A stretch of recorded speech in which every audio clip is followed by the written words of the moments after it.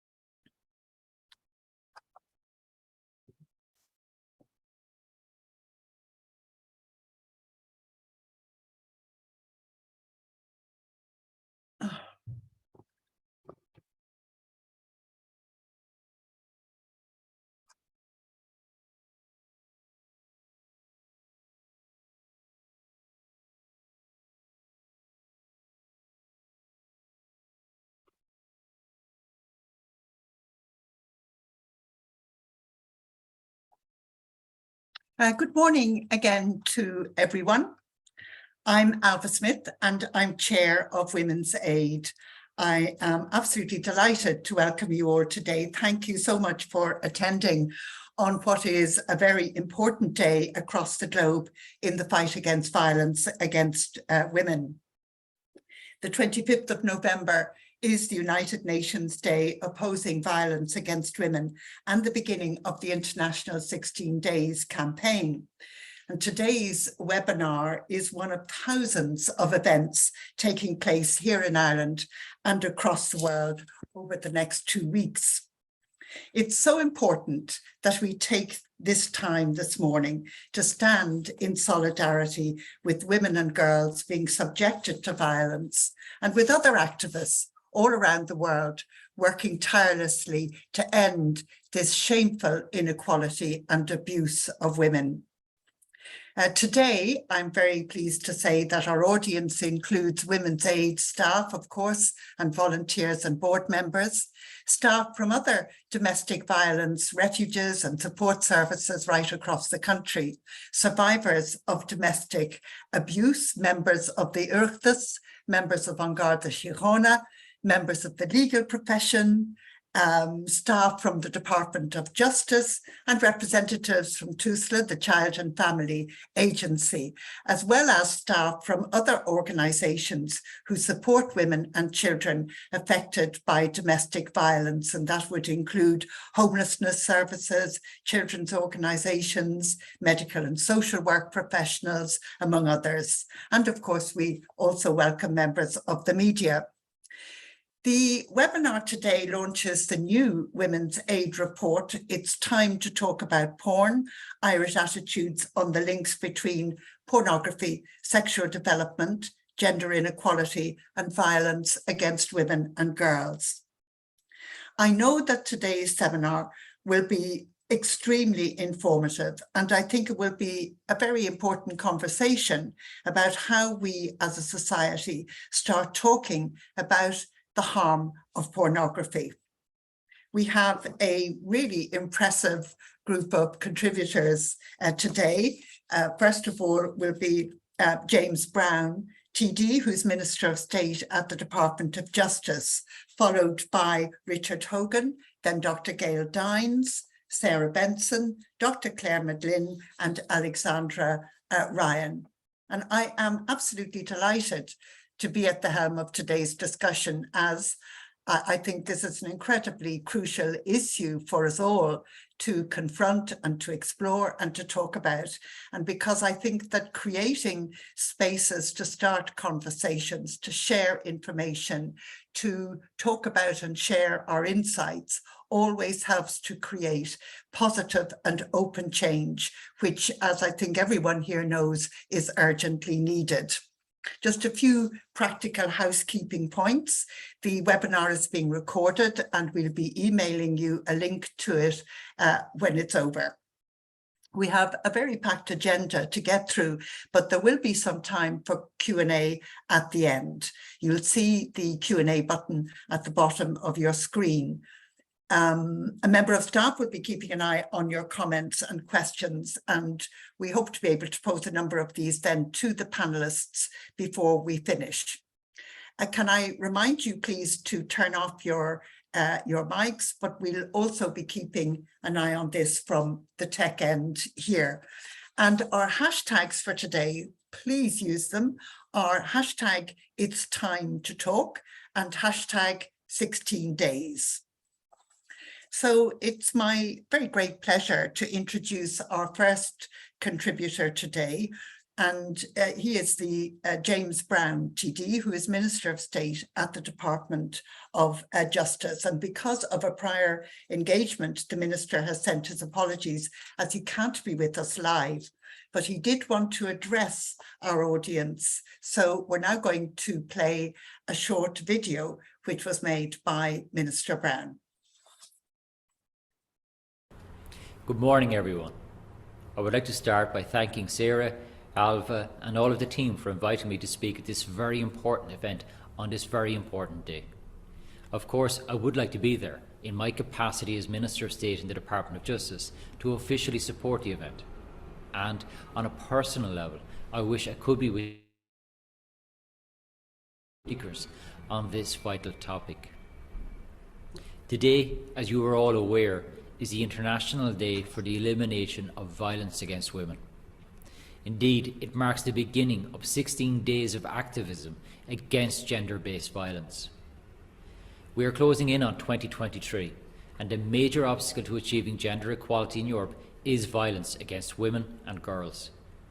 Let that sink in for a moment, because it doesn't sound right, does it? Yet research undertaken by the Fundamental Rights Agency on the prevalence of violence against women has found that 1 in 3 women in Europe experience some form of physical or sexual violence during their lifetime. 1 and 2 in 5 women have experienced some form of psychological violence by either a current or a previous partner.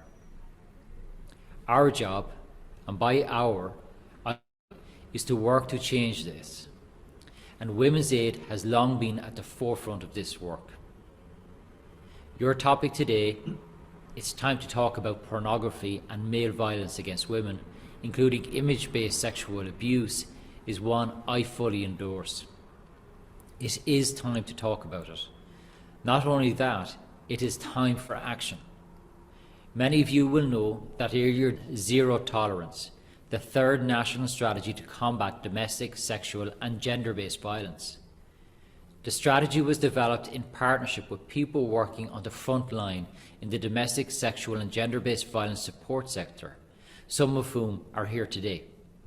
It is an ambitious 5-year programme of reform to achieve a society which does not accept domestic, sexual or gender-based violence or the attitudes which underpin it. Zero tolerance means, for example, teaching our children equality, respect and healthy sexuality from a young age and at all levels of education. It means recognising the importance of long-term and systemic approaches to awareness-raising campaigns on the various forms of violence against women. And there are specific actions in the strategy to make digital and media spaces safer, as well as creating awareness of the harm caused by online abuse, pornography and of prostitution and commercial sexual exploitation. You may have seen some ads on TV and cinema in recent weeks highlighting intimate image abuse.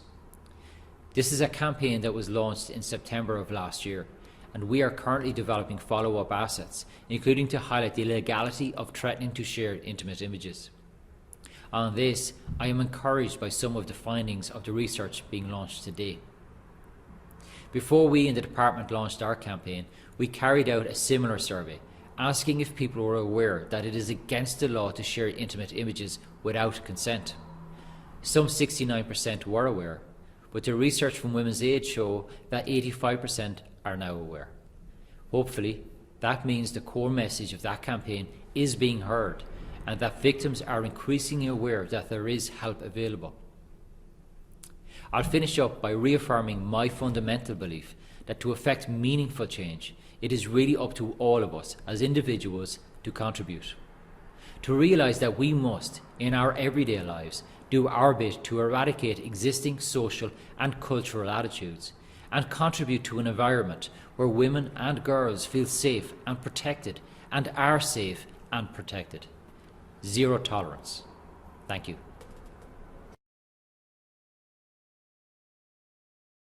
I'd like to thank Minister Browne for his contribution there, and perhaps particularly for emphasising that this is not just the business of one department or one minister or one organisation or even 3, 4, 5 or 6 organisations, that this really is the business of all of us here today and of our society as a whole.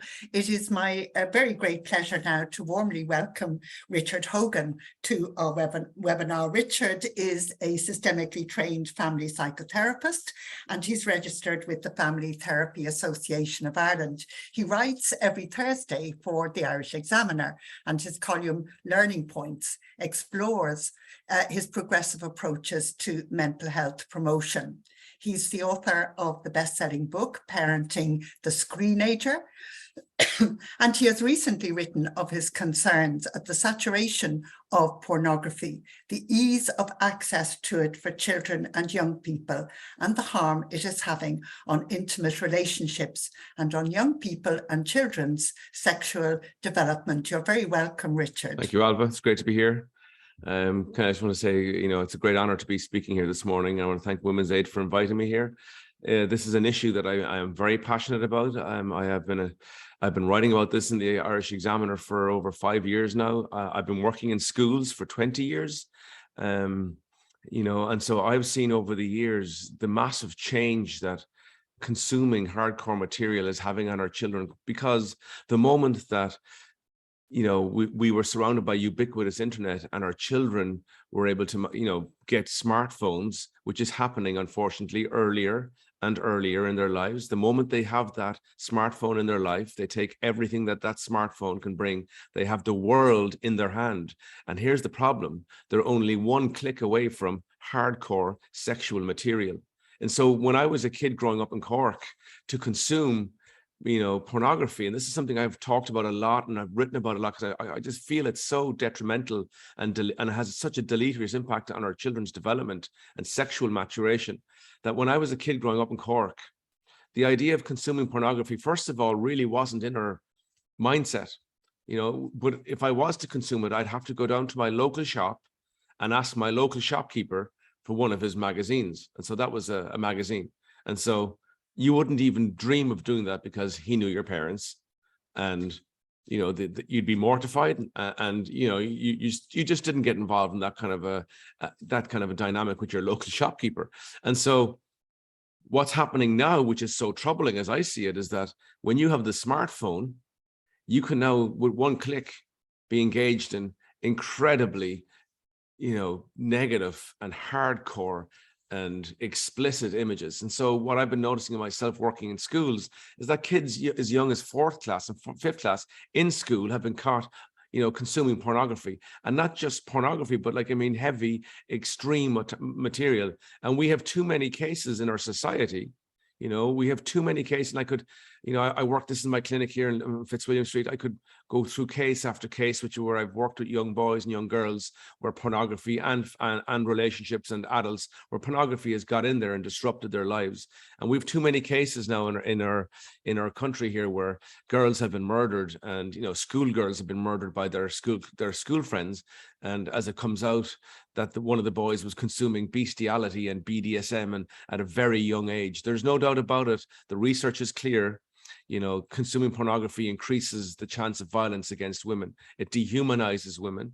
For me, what I see for girls, and I work with girls here all the time in my clinic, and I'm shocked by what I hear, you know, and I've been around teenagers for 20 years. I hear 14-year-old girls telling me that, you know, they just come out of a relationship and what the boy asked for in the relationship was very troubling to them.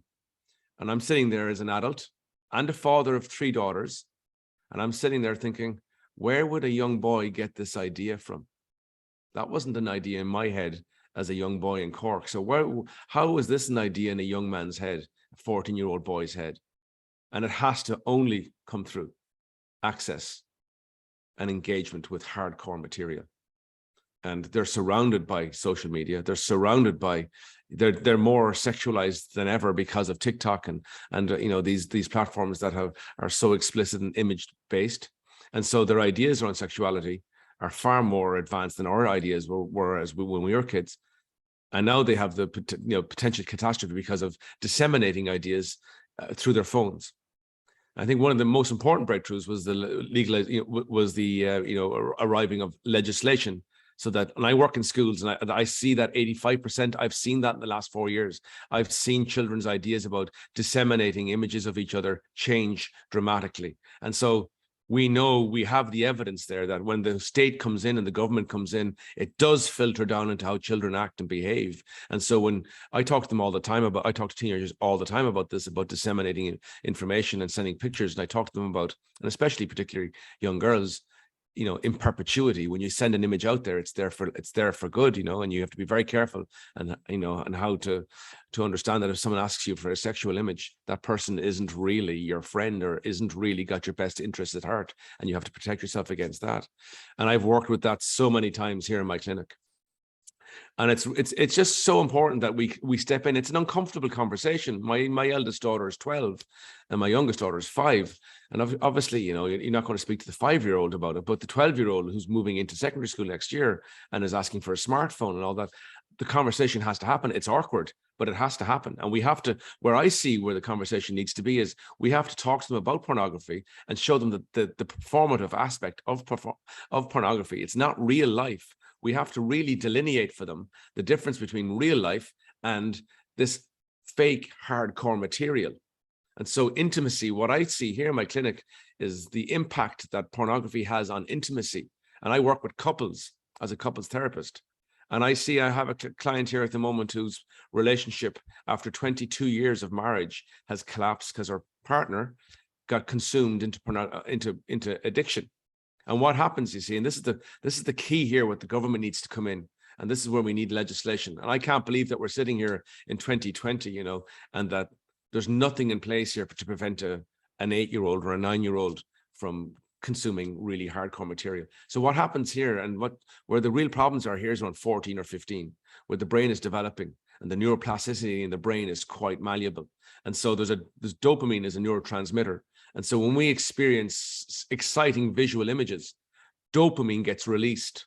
And in a 15-year-old's brain, they're very sensitive to it. So a massive rush of dopamine gets released when they consume something really extreme or really visually pleasing. And so think about that. That's there now is the seeds of addiction. So your brain is going to be primed to go look for more of that. That image made me feel great. And what you have there then is a vulnerable child, because of course, not every child who consumes pornography is going to develop pathological thinking, is not going to become disturbed by what they've seen. That's the reality. But some kids will. It's like not all children who drink alcohol will be alcoholics or gamble will become gamblers, but some do. And some who have a vulnerability need to be protected. And we need to protect our children. And this is where when I write about this, you know, I do get some backlash about it because they're saying, well, you're talking about a nanny state. I'm like, this is not about a nanny state. This is about protecting our children so that they are safe to go through their world without becoming disturbed by the images that are going to be fed to them. And we do need something in there to protect them. I've been looking at this and analyzing this for a long time, but it's really important that we do develop something here. So we need a school approach to it. We need a parental approach to it, and we need a governmental approach to it. This needs to be like, you know, a real joint systems approach to this really serious issue.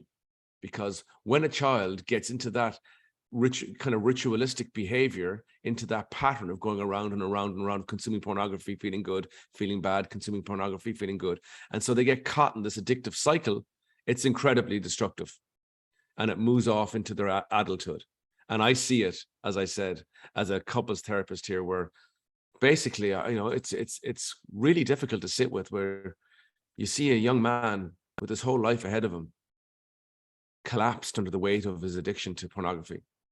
Intimacy with his partner has completely eroded because it's not exciting.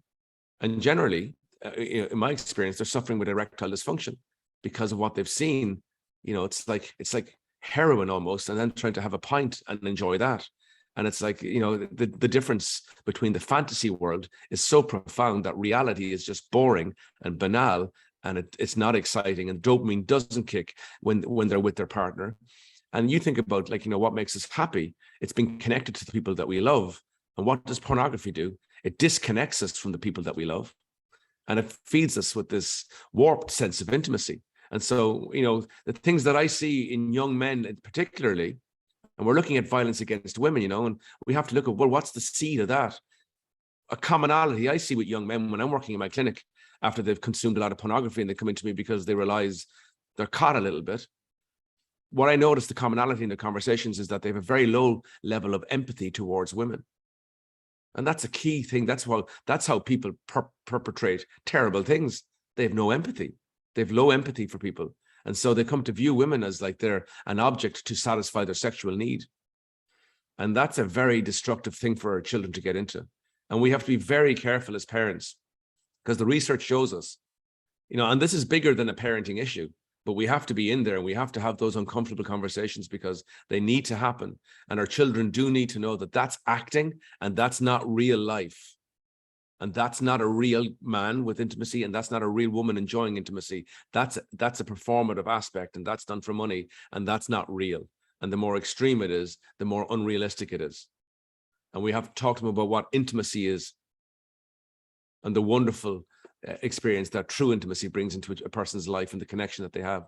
And I think it's just so important because, yeah, I find it particularly shocking as a man, I suppose, and as a parent of 3 daughters, as a clinician and working in schools and lecturing in university, that I find it very troubling facet of our modern life. The arrival of the smartphone and ubiquitous internet has meant that our children now are consuming really very extreme material. The research shows us the more involved we are in their, as a kid, you know, when your child is say 12, 13, the more we're involved in their phone and the more we're, you know, involved in what they're consuming, the less likely they'll get involved in risky behavior. So we have to be more involved, but we also have to understand that it's a school response and a governmental response. This is a huge issue. And it's having a deleterious impact on our children. There's no doubt about it. All the research is there. I live it every day here in my clinic. I talk to teenagers every day in my life, and they would say the same. And when I'm in my clinic and I'm speaking with young girls and I hear what they've had to experience and I hear what they're experiencing out there in society, it's only coming through pornography. It's coming through a young, very young engagement with hardcore material that warps your idea about normality and warps your idea about intimacy. And it's about time that we got off our backs here, that we stopped being supine as a government and said to these platforms, no, you don't get to kind of send those materials to our children anymore. It's not about a nanny state. What an adult does there, that's their business. But what a 10-year-old boy does, what an 8-year-old boy does there, a 9-year-old boy, a 15-year-old boy or girl, that's our business. That's our business, because they're children. And what we're trying to do is prevent our daughters from becoming victims and our sons from becoming perpetrators. And also victims as well, of course. And that's a really important, endeavor, and we mustn't give up on it. And we mustn't shy away from it because it's an awkward conversation. We must move into the conversation and allow it to happen, because your children will be targeted online. They will be phished. I mean, they will be sent images. If you have daughters, they will be asked to send images. So we got to get in there and preempt it and allow them to see, the truth of the situation. So I want to say, as I come to the end of my time talking, this is a vitally important issue. This is talking about protecting our mothers or sisters or daughters. We have to get in here and protect our children so that they don't develop, warped ideas around intimacy.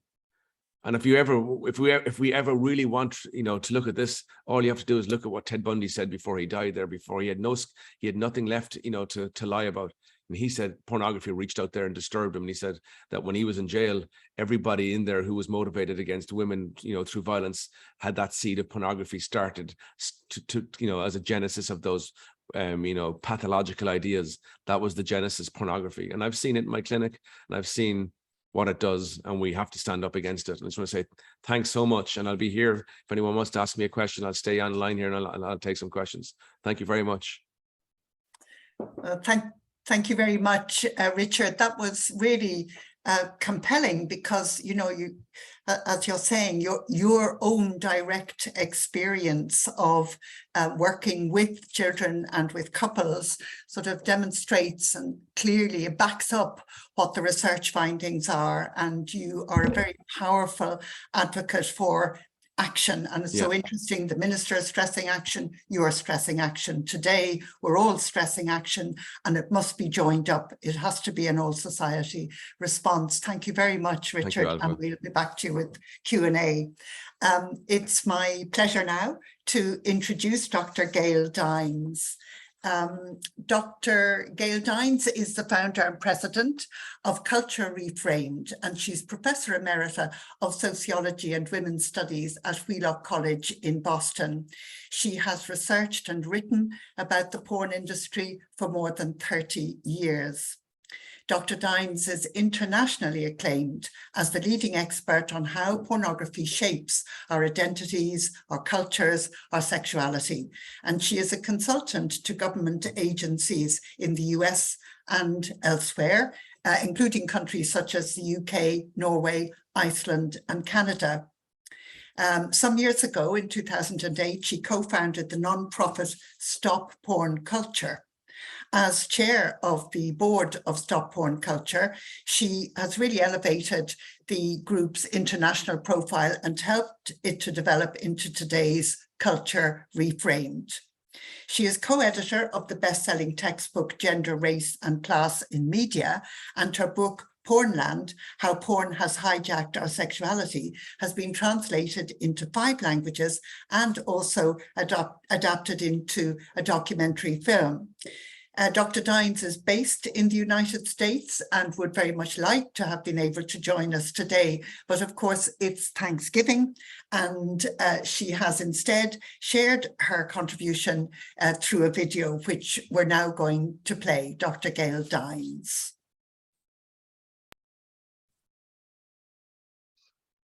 Hi folks, my name is Gail Dines, and I'm really happy to be here today to speak for Women's Aid in their activism about stopping violence against women. So I'm going to share my screen and to discuss how, if you want to oppose violence against women, you really have to oppose the porn industry. So what I really want to start with is why, what, and how I dedicate my life to fighting the porn industry. And people often say to me, how did you get into this? How did you get into this work? And I really want to answer by saying, it got to me. It found me. I was 22 and writing my doctorate on the sociology of education. And somebody said there was a slideshow from the US, a feminist slideshow on the harms of pornography. Do I want to go? And I thought, why not? Little did I know that that night my life would forever change.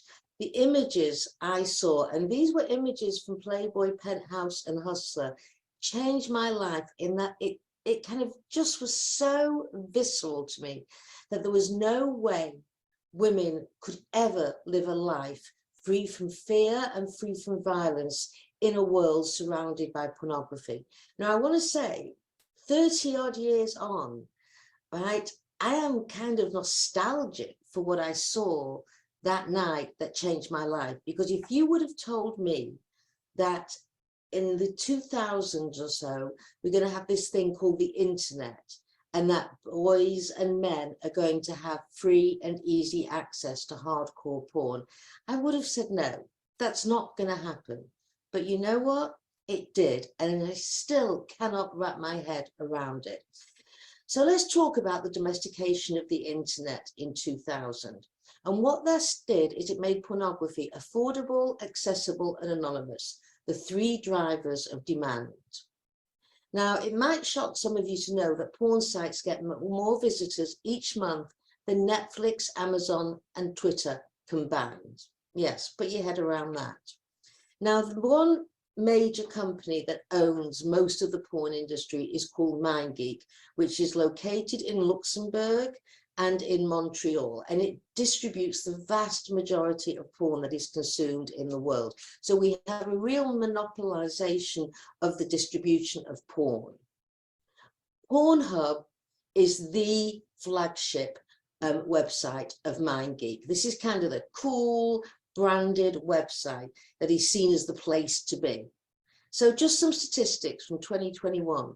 It had 47 billion visits, 130 million daily visits, 962 searches a second, and it put up nearly 5 million new videos.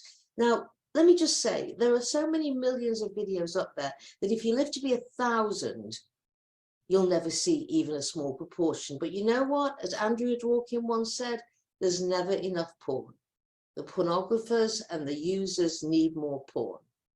So what is the content? Well, the gold standard study is Anna Bridges and her team, and they found that of the 304 scenes most watched, most popular, 90% contained at least one form of violence against women. Now, Anna and her team have just updated that study. I've seen the pre-publication version, and that study is no longer yielding results of 90%. The latest finding, not surprising to me, is 100%. I don't think I've ever seen any mainstream hardcore porn, and today mainstream porn is hardcore. I don't think I've ever seen any scene that doesn't have some form of violence against women.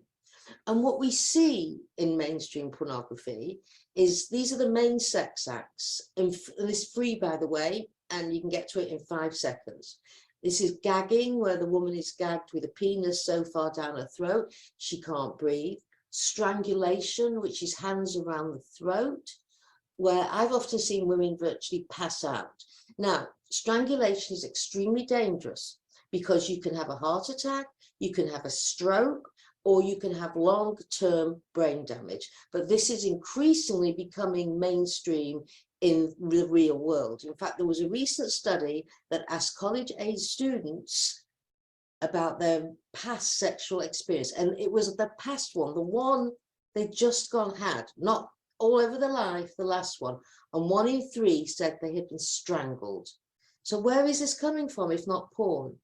Another example of violence is very, very rough anal sex, pounding anal sex, ejaculation on the face, hair pulling, hitting and spitting in the face. So your standard porn scene that any kid, and the average age of first viewing porn is 8 to 11, that the average boy gets to is a woman being gagged, strangled, pounded orally, anally, vaginally being called bitch, whore, cum dumpster, every name imaginable, and being spat in the face as she's being hit. This is the main form of sex education today in the world. And then we wonder, why are we seeing violence against women and girls increase? So what do we know about the impact of porn on boys and men?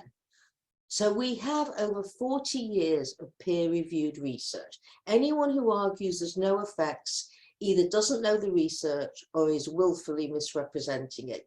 Now, these are just some of the meta-analyses, and a meta-analysis can cover anything from 50 to 200 studies. And what do we know?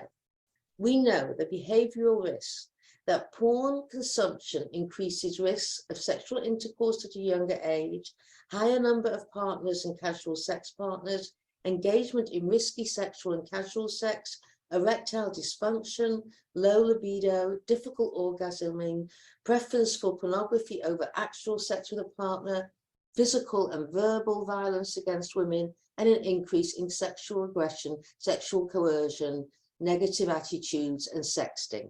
So what we know without doubt is that the more porn boys and men consume, the more likely they are to be basically perpetrators.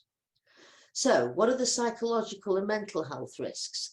So they have risky consensual what are called risky consensual sexual scripts. This is where they objectify women more, where they see women as disposable sex objects, a creation of a disintegrated, inauthentic sexual identity, alienation from self and others, limited capacity for empathy, undermines self-awareness, self-regulation, impulse control, poorer body image and lower self-esteem, and again, depression and anxiety.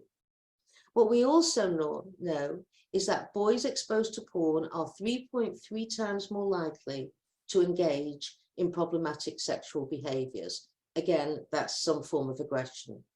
Boys who intentionally sought out porn were 6 times more likely to self-report sexually aggressive behavior. Now, this is a longitudinal study where different variables were controlled for. So this is causal, not correlation. A causes B. A meta-analysis of longitudinal studies shows that boys exposed to porn are more likely to sexually harass.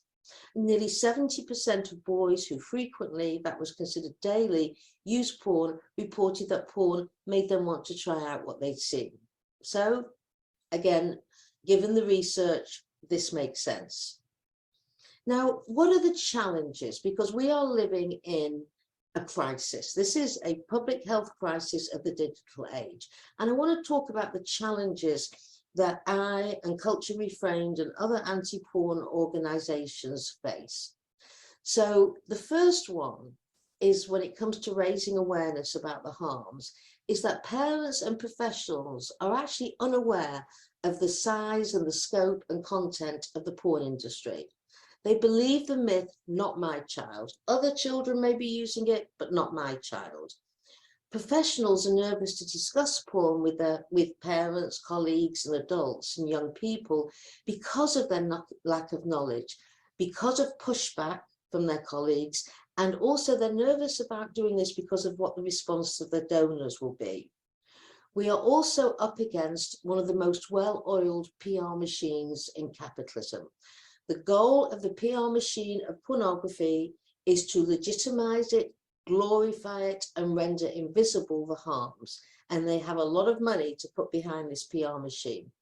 Also, the porn industry has co-opted the language of feminism. So porn, rather than being a form of violence against women, is now considered empowering, liberating, and taking back your body from patriarchy. Of course, this is the absolute opposite of reality. There is nothing empowering or liberating about pornography for women, and you're certainly not taking back your body from patriarchy. What you're doing is the body is being monetized and sold and bought and sold and bought and sold. But unfortunately, a lot of academics, and especially in women's studies, have actually turned reality upside down and argued that porn is good for women. So what are the challenges to building knowledge and confidence? So the media tends to highlight junk science that shows either positive or no effects of porn. So the result of this is lack of knowledge, that because the media does not focus on the research, people don't know. Until 2018, there was no science-based resources for helping parents or professionals speak about the harms of porn. How do you actually talk about it? And I'm happy to say that Culture Reframed, the organization I founded and am president of, actually has filled this vacuum. The lacking knowledge skills for parents and professionals means that they don't have the confidence to have these difficult conversations. They don't have the words, they don't have the schema, they don't have the ideas, because again, it's not discussed in public. And also, a lot of people fear being seen as anti-sex, prudish, and out of step with progressive thinking if you're anti-porn. The reality is that those of us who are anti-porn because we're pro-sex, right? You can't be pro-sex and pro-porn.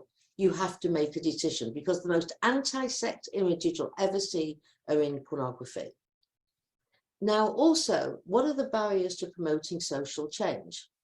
There's no political will to enact regulation and legislation, right? So there's no, even if you write a law, what we find is they're not enacting these laws. The major policy-making bodies are actually unaware of the nature of the harms of porn. I can't tell you how many lectures I have given to major organizations that do make policy on many fronts, medical, legal, and no one in the room. I can be in a room with 500 judges, pediatricians, nurses, whatever, and they don't know what's going on. The other problem is this well-funded industry fights regulation and legislation through their completely misnamed lobbying group, the Free Speech Coalition. So what you find is they have got the money to pump in to the legislative system to stop any form of regulation or legislation that could in any way limit the span of the porn industry. And of course, what we're really fighting against is systemic misogyny. Because if this was happening to any other group, if there was any other group where for entertainment, you're basically tortured and then it's documented and then it's made money, it would be absolutely fought against. But because it's happening to women, who cares? So how do we change this toxic culture? Because we have to change it. And at Culture Reframed, we talk about the Gulliver strategy, where we go after the porn industry any which way we can, piece by piece by piece. So I'm happy to say that we have had many, many successes, right? Do not feel like this is a hopeless case, because if we do, then we do the work of our enemies, right? Because we lose interest, we feel depressed, we feel overwhelmed. So I want to give you an example of some of the successes. So the first one is that standing on the shoulders of our feminist foremothers, we feminists have shifted the narrative that porn is harmless fun. We have made it clear that this is a harms-based issue, not a moral issue, not an anti-sex issue, but an issue of harm and violence against women. And the porn industry constantly has to address that now, instead of just being seen as the punchline of a joke. Now, at Culture Reframed, we come at this by solving it as a public health issue. Our mission is stopping the emotional, social, and sexual harms of pornography. And by taking a public health approach, what we do is we consult with governments in Colombia, Iceland, Sweden, UK, Canada, and more to develop legislation and regulation, which is now happening, especially age verification, where you need a third party age verifier to say you're 18 and above. Now, again, these are harm reduction. And as a radical feminist, of course, I don't believe in harm reduction, I believe in abolitionists. But as we're getting there, we're putting these in place. We also at Culture Reframed are working with policy-making organizations, which include the American Academy of Pediatrics, especially the Maryland chapter, what are called CACs in this country, Child Advocacy Centres. These are child protection organisations. There's over 950 of them in the US, and we are working with them to build knowledge, develop protocols for forensic interviews with kids, train members, also protocols for developing questions around how to get to the role of pornography in child-on-child sexual abuse. We're also working with the National Council of Juvenile and Family Court Justices, which is really important because these judges decide the lives of children. And increasingly what we're finding is they are putting kids in unregulated visitation rights with porn addicts.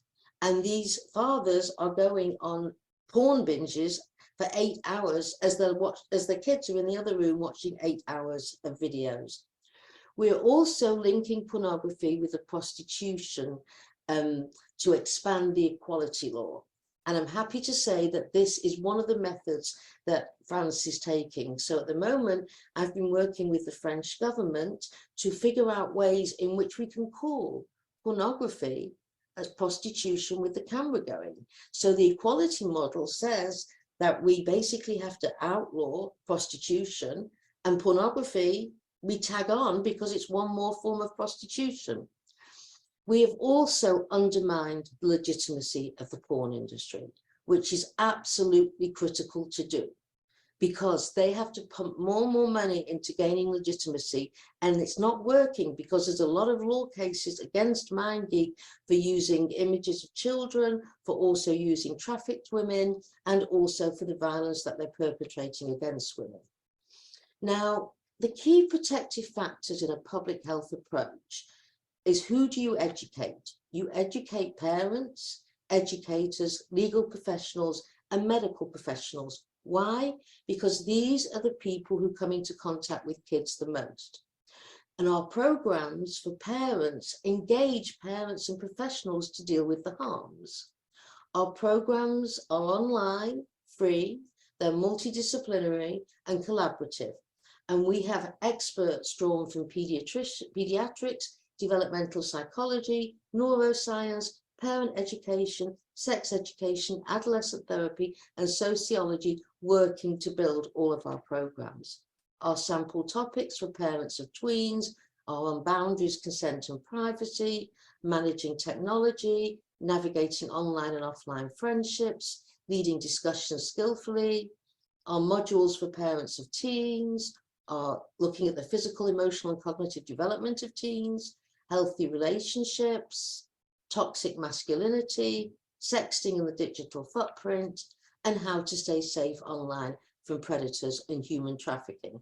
There's 13 modules in each. You go at your own pace. And at the end, we have scripted out conversations actually to how to talk to kids and anyone else about technology boundaries, about watching porn, about the pressure to be hot, about the relationship between violence and pornography. So we actually scripted out conversations to have. We also build enrichments, which means these are more academic reviews on, for example, porn and the brain, where we had neuroscientists develop that. We had technology experts develop an enrichment program on all things tech. We had therapists talk about intervention and recovery from porn addiction. And in fall 22, we're going to have a sex education through the lens of critical porn literacy. Now, what we're also talking about here, and it will actually be online by 2023, is we've got a holistic curriculum for middle and high schools. That's from about 13 to 18, which is looking at how to teach sex ed with a porn critical lens.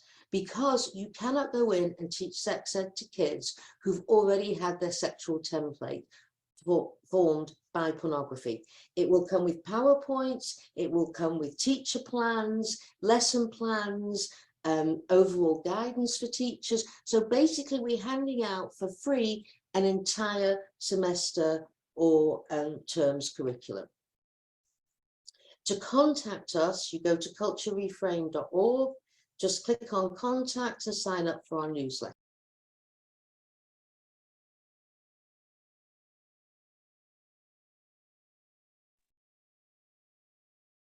Thank you very much to Gail Dines for that very powerful and also very comprehensive presentation. I mean, I think that we all have been struck by some of the figures that she quoted at the beginning. 47 billion visits on Pornhub in 2021 is deeply, deeply disturbing and troubling. And also just that phrase that is staying in my mind when she says that in effect, mainstream porn is now hardcore.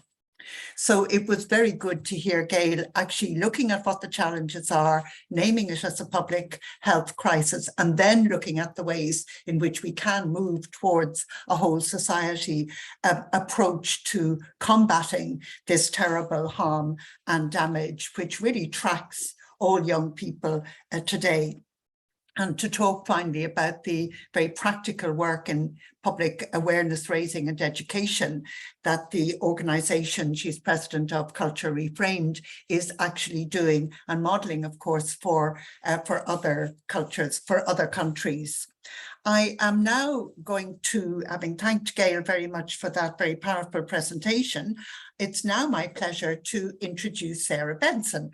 And Sarah is the very dynamic CEO of Women's Aid. And actually, I should say that Sarah is speaking to us today from Latvia, where she is on Women's Aid and violence against women business. Sarah, you're very welcome. And I know that you're going to talk to us today to focus on the research, the Women's Aid research, which is published today. It's time to talk about porn, and you're going to tell us something about Irish attitudes on the links between pornography, sexual development and violence against women and children. Thank you, Sarah. Thanks so much, Ailbhe, and also sincere thanks to Minister Browne for his generous words and his support, and a very, very warm welcome to my other speakers whom we're very honoured to have join us today in conjunction with the launch of the It's Time to Talk About Porn report. So hello also, and thank you to everyone who's logged in with us this morning. I can see there's a great group attending, and we are also live streaming on Facebook. And I say that because shortly I'm going to share a few slides, which means my face will disappear, but the priority is to make sure that our colleagues who are conducting the Irish Sign Language, Forrest, Tracy and Amanda, are visible to our colleagues who need to avail of that form of communication. So I also want to acknowledge, as Ailbhe already has, our many colleagues, both in the statutory and civil society and other sectors, including some of our corporate partners who are here today. And in particular, a shout out to our colleagues in the sexual violence services and those working with victims of sexual exploitation, whom I know have been championing the kind of work and the messages that we hope to just give some more amplification to today. I suppose the reason for that is that, you know, we hope that by continuing to push for conversations in relation to this issue and the related issues around equality, around sexuality, around consent, and then of course sexual violence, whether it is in the context of domestic violence or otherwise, is really important for us to do on a multidisciplinary, cross-sectoral and whole of community way, because that's the only way we will bring, as Minister Browne has said, zero tolerance of violence and abuse. I do also want to acknowledge that there will be some in our audience today who are directly impacted by some of the issues we're talking about, and I would encourage anybody who would benefit from it to reach out to our national free phone helpline, which is 1-800 341 900. We also, through that service, can signpost you to all of the other domestic and sexual violence services around the country.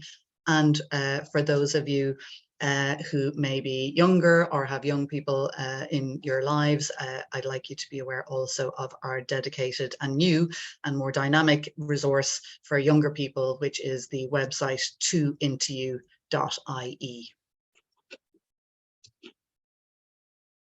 So some of you may already have had a chance to view the report that we're launching today, or you can download it after today's session. In fact, we can put the link in our chat today, I hope, in some way.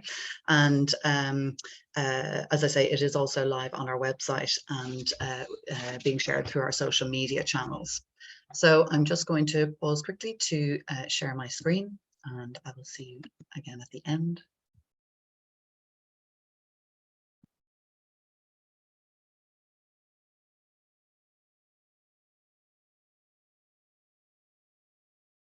Great.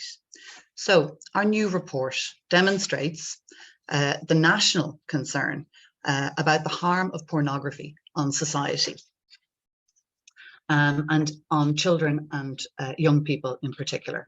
So it includes statistics from a nationally representative survey, which was conducted on our behalf by Red C in October of this year.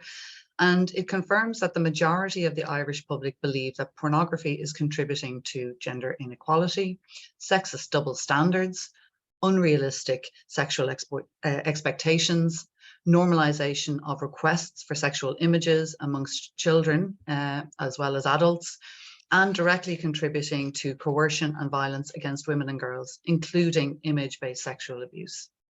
This new survey indicates that there is a majority view across all ages that both government and tech companies need to do more to protect children and young people from exposure to pornography, and to do far more and far faster to support victims and survivors of image-based sexual abuse.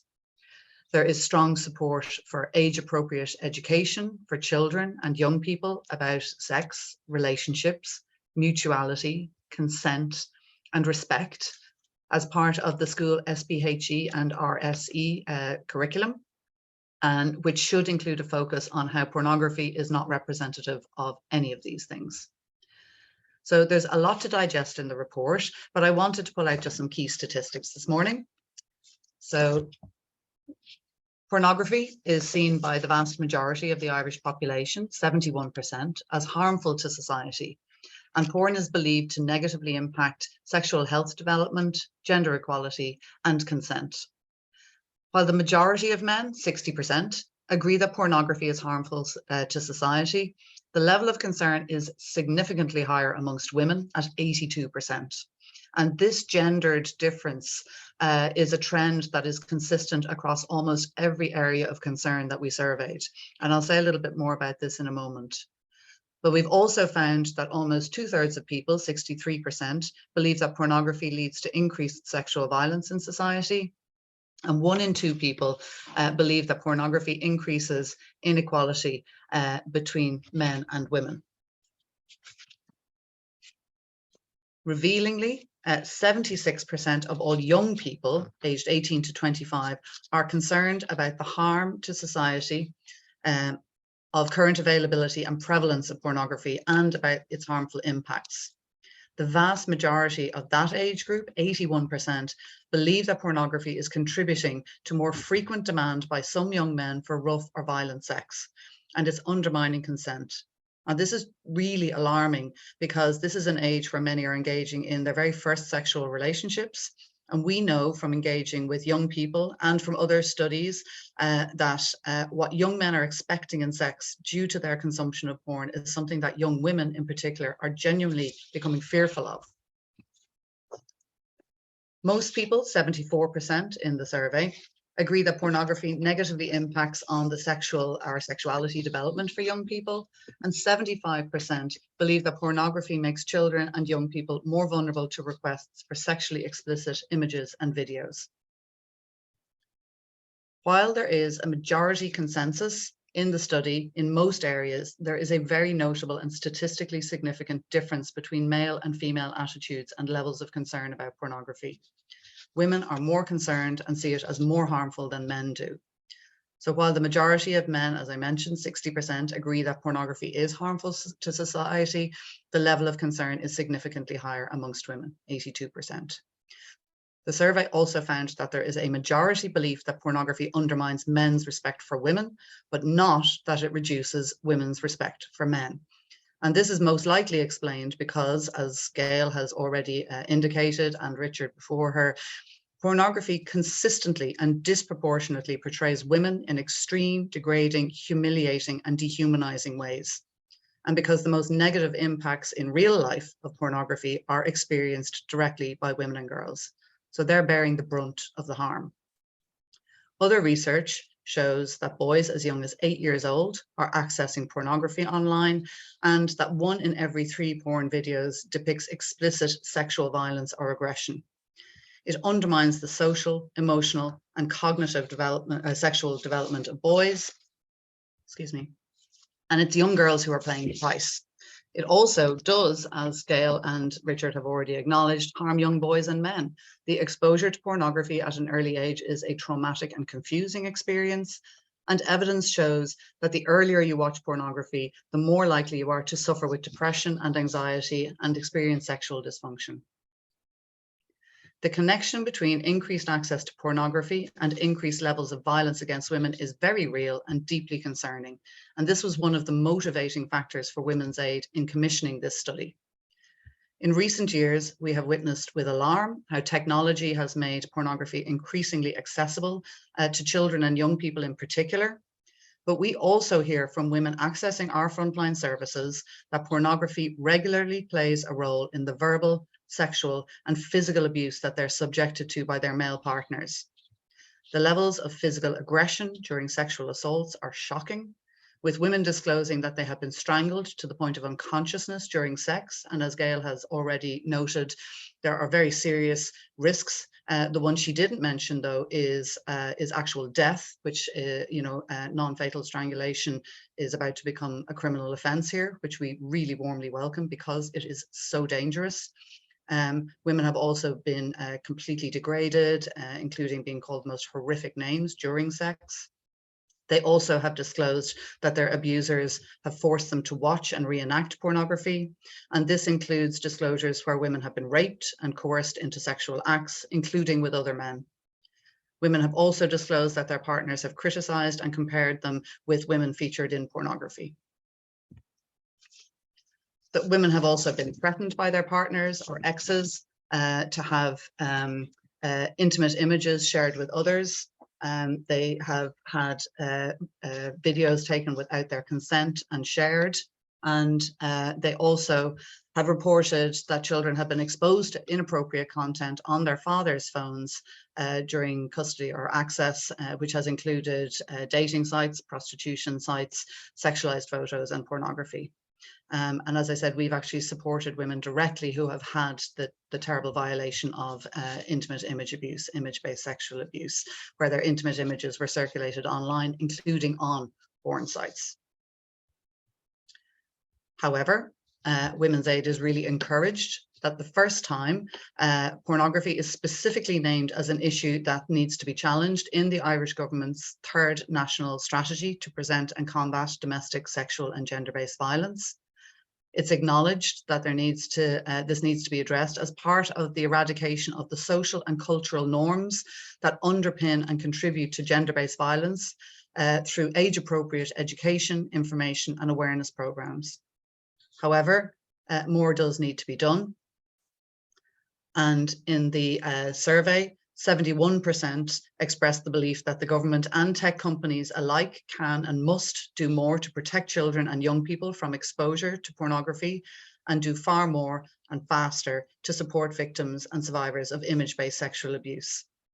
So Women's Aid makes a number of recommendations arising from these findings, including the need for more in-depth research, which needs to focus on scoping the scale and impact of the porn industry, impacts on children and young people's healthy sexual development, image-based sexual abuse, and sexual exploitation in Ireland.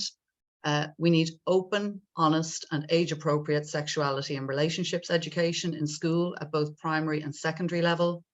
And there's also a need to empower the proposed Online Safety Commissioner through the Online Social Media Regulations Bill with the authority to issue immediate takedown orders in cases of image-based sexual abuse. That is not currently part of the provisions of the law, but in Australia, they have made this exception for a much quicker intervention, specifically in cases of image-based sexual abuse, which can spread like wildfire on the internet. And tech companies, and particularly social media platforms, can do much more to create and make accessible supports to victims and survivors of image-based sexual abuse.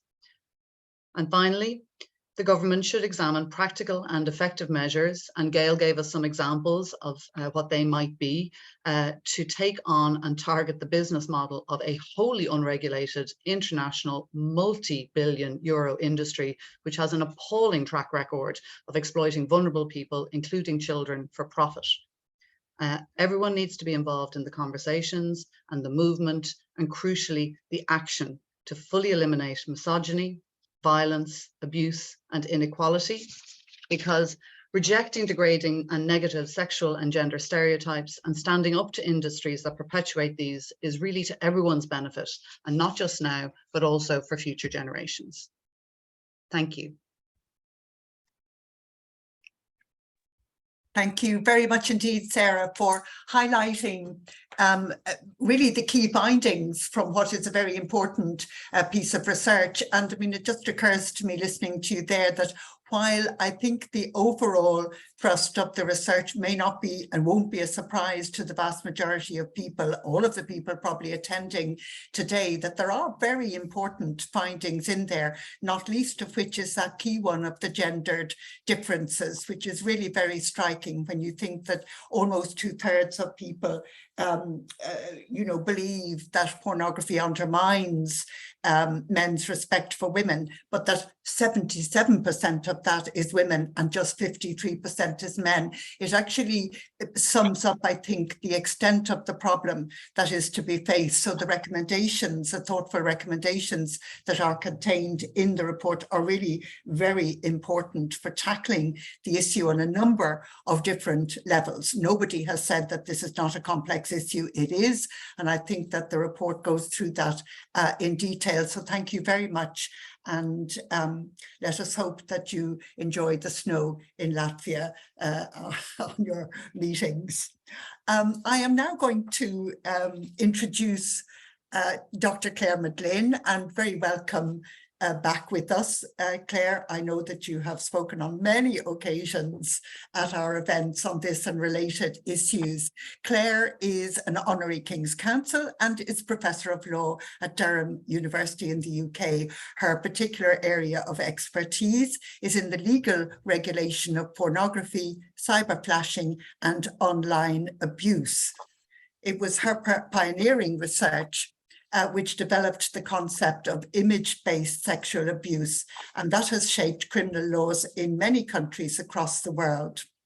Her very recently published book, Cyberflashing, Recognizing Harms and Reforming Laws in 2021, which she co-authored with Kelly Johnson, is the most comprehensive account to date of this abuse and the need for criminal law reform.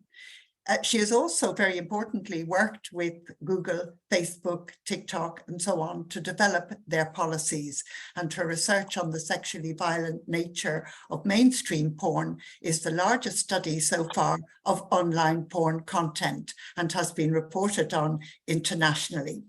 She is a co-author of Image-Based Sexual Abuse, a study on the causes and consequences of non-consensual imagery, which was published last year.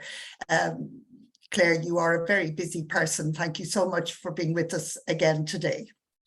Oh, hello, everybody, and thank you very much indeed for inviting me to talk with you today and to engage in these important discussions. It really is time to talk about pornography, and I'm really encouraged by the fact that this is the focus for this report and our debates today. Let me just share my screen for a few slides to talk you through. Yeah, here we go.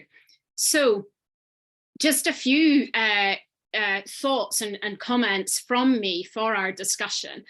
As we've heard already, this really important report today finds serious concerns about pornography making rough and violent sex seem normal.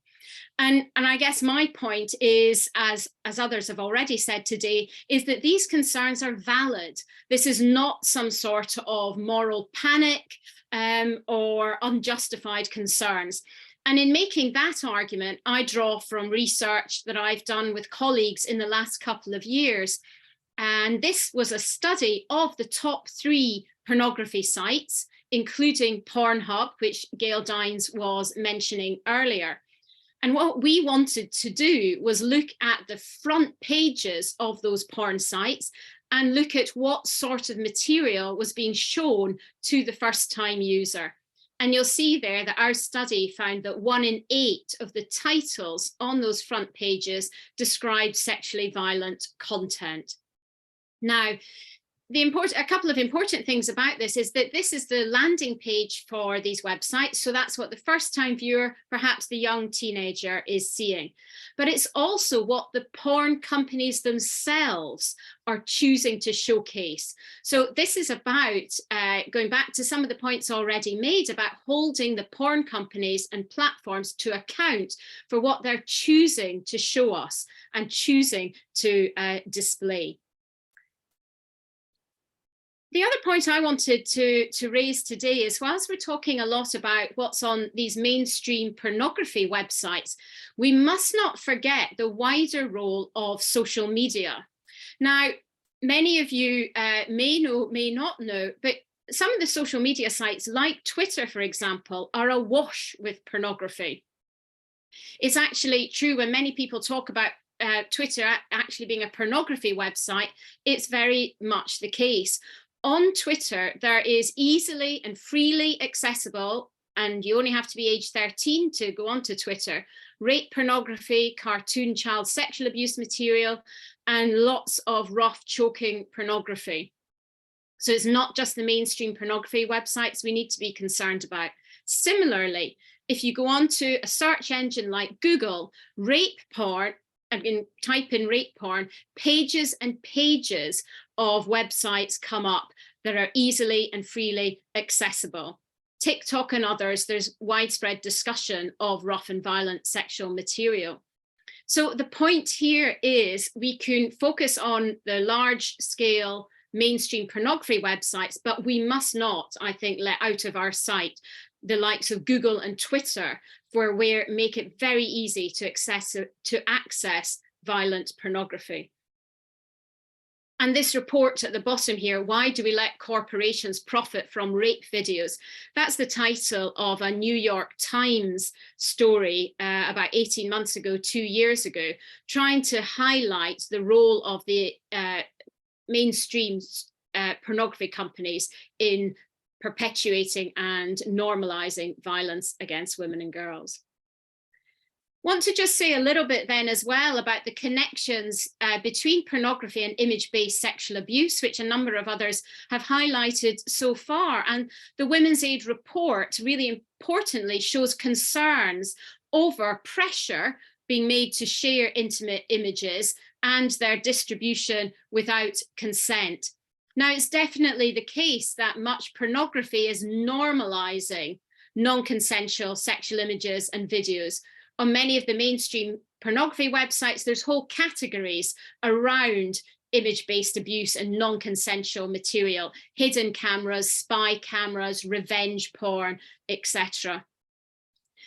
I guess I just wanted to emphasize, though, that I think the policy and campaign focus needs to keep focused on the coercion to share images and sharing those images without consent. Consent here is the key.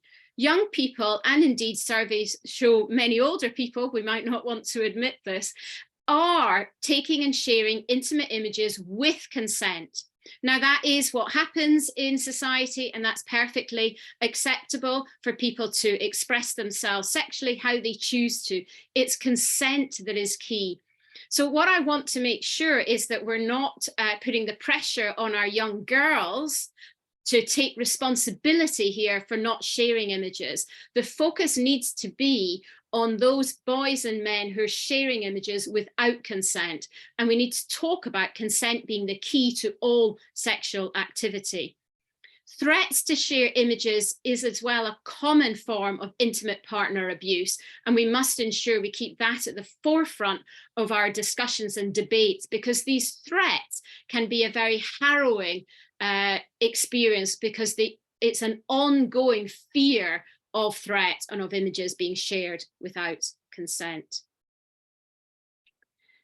I wanted to also bring up what I thought was a really interesting and important aspect of the Women's Aid report that the Minister mentioned right at the beginning of today's webinar. And this is about trying to see the positive as well and what we can build on into the future.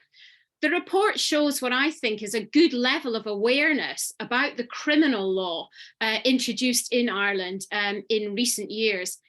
And that's actually much higher than surveys in other countries. I was involved in a survey across the UK, Australia, and New Zealand a couple of years ago. And we actually found that less than half of people were aware that there were criminal laws on these issues. And so I think it's really interesting and really important that you have a higher level of awareness. Although, again, I do note that there was a lower knowledge around the offence of threatening to share images. So I think what this does show is that the campaigning work and the public debates you are having in Ireland are beginning to make a real difference. And I think this is a really encouraging basis on which to move forward, ensure that the criminal justice system is recognising the harms of these forms of abuse and that action is being taken and that the campaigns are bearing fruit. So thank you very much. I look forward to any questions or further discussion, and thank you for allowing me to participate in these debates today. Thank you very much indeed. Thank you very much indeed, Claire, for that. And I think particularly the point that you finish up with there is actually an encouraging one, because I think it can be really difficult when you're faced with the enormity of the problem, the ubiquity, that it is just so absolutely massive. As Gail Dine says, one of the best oiled PR machines in capitalism. So I think that this sense that the campaigns are making a difference in raising awareness of the fact that the law is an instrument that can and is being and should be used to combat this. I think that's very important, and thank you very much for raising that, as well as to alerting us that this is not just about the big porn sites, but about social media, which is, of course, everywhere and in the hands of our children. So thank you, and thank you for being with us today. I'm now going to introduce our last speaker, in fact, today, who is Alexandra Ryan. You're very, very welcome, Alexandra. Ali is the founder and CEO of Ireland's leading female-focused news website, goss.ie, and in 2020, she very courageously shared her experience of intimate image abuse. Since then, she's gone on to campaign for better protections and support for anyone who has been affected. Last year, in 2021, she became an ambassador for the Department of Justice and their campaign on intimate image abuse. And not least, she is also currently completing a law degree in Griffith College. You are a very busy woman, Ali, with an important mission, and you're very welcome with us this morning. Thanks so much for having me, and all the speakers have just been so amazing and have said a lot of the things that I want to talk about today as well. Definitely, it was great to hear from Claire there, just focusing on the encouraging aspects, because it's very easy for all of us when we're talking about this topic, because it's so dark and it's disturbing and it's worrying. But it is, I think, important to remember that, you know, all of us that are here are working together in some way to, you know, get to a point where there is zero tolerance, and none of that work should be forgotten, because as you said, and as the survey clearly shows, 85% understanding that it is illegal to share images without consent is like the biggest win for me personally. So as Ailbhe was saying there, last year I became an ambassador for the Department of Justice, and I helped launch their intimate image abuse campaign.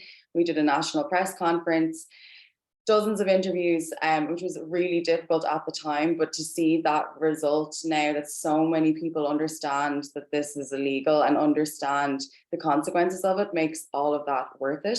So for anyone who doesn't know my story, I was filmed without my consent.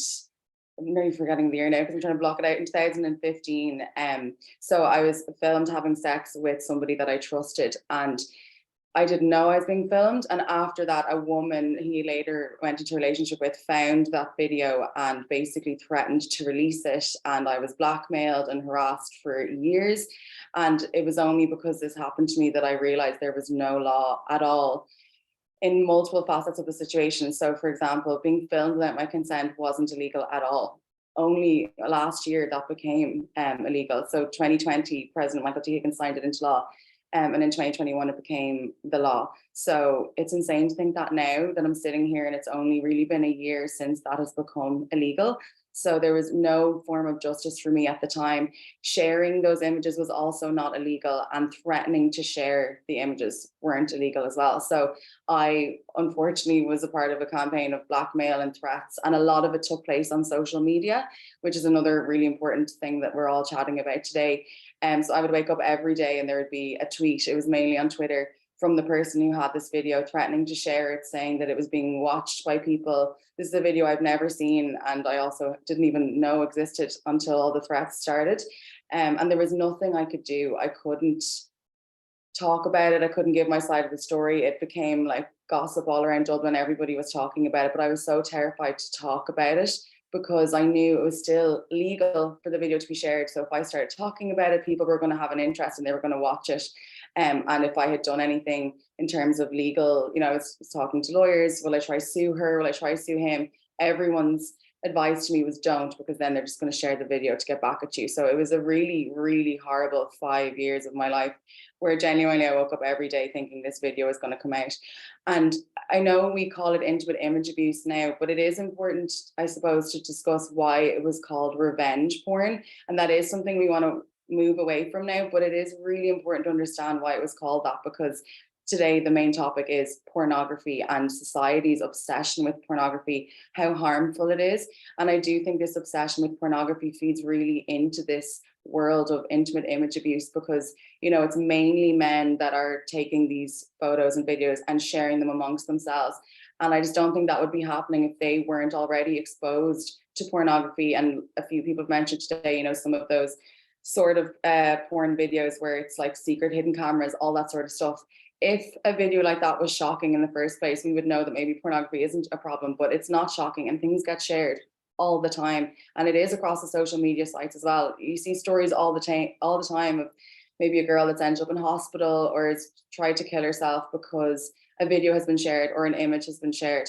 And I do think it's really important that that term revenge porn is still in our mind, because the revenge part of it is why this all intertwines to what we're talking about today. It is a vengeful act because women are so dehumanized in this way as well. So even if the sexual video isn't actually sexually violent, it's the fact that it's being shared without someone's consent that's dehumanizing and degrading and humiliating for the woman in that video. And a lot of people chatted about that today. I know Richard brought it up, this idea of a fantasy world. And what happens with intimate image abuse as well is that, a lot of people are sharing the videos and they're watching them and they're getting entertainment out of them. I don't know if they get much sexual pleasure out of it. I actually think it's more that they think it's funny that that video is now being circulated, and normally the girl in the video is known to them in some way. So it's a humiliating thing that they're getting to watch an intimate moment that they never would have seen. And they know it was non-consensual because, the person's not looking at the video or whatever. Now, there are obviously circumstances where, a couple will consensually create a video. And I know that was chatted about today as well, that we really can't put pressure on girls to not want to do things like that. If you want to explore your sexuality in that way and express yourself, it's fine. But it is the focus on consent. The fact that someone would share something when it was clearly not meant for, public viewing, and stuff like that has been happening for years. Like, I'm 33, so the last 10 years when social media has exploded, I have heard, seen so many things, men sharing images of their girlfriends that are sexually explicit to the lads' WhatsApp group because they think it's hilarious. I don't know if anyone remembers the rugby threesome, it was called back at the time. I think it was in 2013, where a girl was filmed without her consent by two rugby players. And that went viral, and the WhatsApp chats between the men went viral, and she was completely slut-shamed at the time, which again just feeds into everything I think that we're talking about today. When my video was circulating and there was conversations and gossip about it, you know, he never got any sort of bad reaction from people. It was very much like high fives, that's hilarious, oh, you got caught. Whereas with me, it was like, well, she's a slut, she's a slapper, she knew what she was doing, can't believe she would do that. It was really degrading to me and to my reputation. And that was the reason why I was getting harassed and blackmailed. And that went on for such a long time. So I think now, looking back on everything and just looking at this issue with pornography and in general, the gender inequality issues, I always just ask the question about how can we stop it at the root and the seed, which I know is chatted about today. And for me, a lot of it is to do with inner misogyny. And it's not just men, it's women as well. Like, as I said with my story, the actual threat to share all came from a woman. The man who filmed me without my consent never threatened to share it and never intended to share it. But it was actually a woman who did that. And when I look back on all the things that happened over the years, the bitchiness, the snide remarks, it mainly came from women. So there's a lot of responsibility there on all of society in general to really cut out inner misogyny at a young age as well. And that is really important when we talk about education. I think it's vital that we're talking about consent, but I also think it's important that, you know, in these conversations, if it's SPHE or if it's with your parents, that people are saying to their daughters as well, you know, that calling someone a slut or calling someone a whore, all it does is endanger womankind further. Because if we're calling each other sluts and whores, if a man calls us a slut and a whore, it's not really as bad because we're saying it ourselves. So I really think stuff like that is really important, and we all have to stop ourselves and catch ourselves. Women in general would be bad at saying, oh God, her top's a bit low or her skirt's a bit short. It's to really stop ourselves doing that and to stop the next generation from doing that, because it really does not help the overall issue. And it's small things as well. It's wolf whistles, it's upskirting, it's things that seem small at the time and behaviors that are allowed by men and boys that really perpetuates all this. And it feeds into, then they get more into porn and they get more into sexually violent situations because they're allowed to do so much. So it really is up to everyone. It's parents, it's teachers, it's the government, it's everyone here today to make sure we're having these conversations with everyone, that a wolf whistle isn't funny, because what does that lead to? And that's how I feel about gender-based violence, that it really just starts so small. And obviously hearing today how dark and sexually violent mainstream pornography has got really isn't helping. But I do think the conversation in general, and that's why I love the name of the report, that it's time to talk. I think it's time to talk in general about all of these things, because like I said, one of those small things like whistling at a girl or following her when she's going for a run, they seem so small at the time, but they lead to worse things. I know there was a lot of research that I looked over today, but one of them was the young people's experience of sexual and gender-based harassment and abuse during the COVID-19 pandemic. So that was a DCU piece of research. And there were some really interesting points in there, but mainly one of the things that stuck out to me is that when the boys and girls were all chatting about this situation and they were talking about porn and intimate image abuse, there was a lot of talk about dick pics, sending photos and stuff like that. So we've already said, like, if you want to express yourself that way, that's up to you. But it's the non-consent, it's the unsolicitedness of it, it's feeling pressure. And that really scares me, to think that there's young girls in kind of the 14, 15-year-old age that we're chatting about today, that they're feeling pressure, that they have to do certain things, and that sex is starting off as a really uncomfortable, dark, scary thing. Because if they start off that way, it's going to continue that way. They're just always going to think that's what sex is meant to be. It's dark and it's confusing and it's not nice, and they're humiliated and they feel vulnerable. So it's terrifying that that's happening at such a young age. But what also struck me as well is that a lot of boys during that research said they didn't understand what girls were feeling in those situations. So I remember, you know, there's been so many, I can't even name just one because there's been too many murders against women in the last couple of years. But every time it happens, if it's in the UK or Ireland, so many big discussions happen on the radio and TV, and I've partaken in a lot of them. And I remember being on a radio show talking about how people don't understand, men don't understand that, like, girls walk home with keys in their hands and girls are scared on a night out and they text each other when they get home. It's not because they want to make sure they have their keys. It's like making sure we're not raped or assaulted or murdered. And it was interesting to me that the research made some of the boys realize, oh, this actually is much more difficult for women than we realized. And I think that goes back to the issue of dehumanizing women through porn. And if that's what boys are watching, I think it's naturally going to be difficult for them to have any empathy or sympathy for women at all. So for me, I think the key things that really need to happen, and it's been spoken about today, but First of all, it's education. And I do think we have to start as young as we can. Obviously, we can't scare people at a really, really, really young age, but I do think the sooner we start having the conversation around consent, and then misogyny on its own, just the words that we use, how we treat women in general. And then I think education around the porn industry itself, which again, I know a few of you chatted about today, but just understanding that it's not real. I say this all the time about Instagram, for example, you know, like there's a lot of young girls growing up in a really false world at the moment that's causing body dysmorphia issues, for example. And I'm always saying to people, it's not real. Like the photos are edited. The girl who's smiling beside the Eiffel Tower, you know, her mom died yesterday. She's in the worst place in her life. We don't know what's going on. And I think as social media grows and the internet grows and image-based websites really grow rapidly, like we were talking about TikTok, Snapchat, everything today, I think it's important that people in general understand that what they're seeing is not real and it's not enjoyable. And the girl, you know, she's probably just doing that to pay her bills and she's a single mom. You know, it's things like that. I think breaking down the barrier of, oh, that looks really fun, to this is actually what's going on. I definitely think as well, breaking the chain, just in terms of intimate image abuse. So many people, whether they want to admit it or not, over the years have probably been sent a link to something or a video or a photo. Maybe they didn't send it on, which is great, but did they go back to that person and say, why are you sharing this? Who is that in the video? Why are you doing this? I've had to have conversations with even men in my life, given what I've gone through, who still have said things to me like, God, I got sent this video today, it's terrible. And I've had to interject and say, well, did you go back to that person and say, why are you sharing that? You shouldn't do that. Did you report him? And he was like, well, why would I do that? And I just think it's really important that that happens as well, that, you know, it stops with you, the last person who gets that video, that it stops with them. And I definitely think from looking at that report, just having an understanding, girls and boys together, having these conversations together.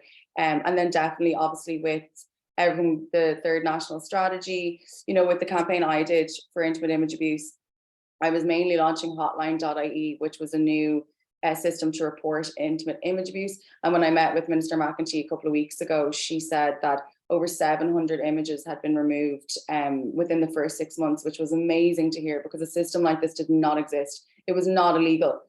So to hear so many has been taken down is really encouraging. Obviously, it's extremely upsetting that that is the amount of people that are dealing with this. And I'd say we could probably quadruple those numbers, because not everyone's going to report it.